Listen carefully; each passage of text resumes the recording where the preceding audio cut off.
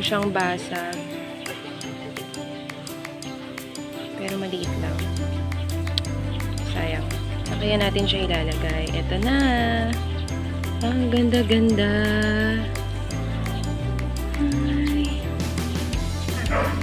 Ayan, game. Dito muna natin siya ilalagay para maarawan. Hindi kaya?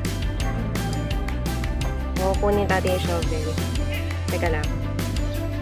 Okay. Dito muna natin siya lalagay, guys, ha? Kasi kailangan nyo ng araw para mamaya makita natin kung may dapat malalim. Worth it siya. Kasi 350 siya, pero naging 330 na lang. Una pa nga parang feeling ko ang mahal-mahal kasi maliit din siya, pero sulit. Hindi siya maliit, tama lang. Kailangan mas matibay. Tama na yung matibay na yan. Malambot yung lupa eh. Lagay mo water. Sige, basain na lang natin. Okay na? Yan, sige. Hi guys! Ayan, tingnan niyo yung solar powered owl. Sobrang ganda niya, di ba? Grabe. Ayan.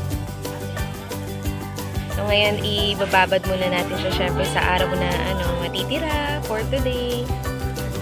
Mamayang gabi, titestingin natin yung ilaw niya. Sana medyo makaipon siya. Later!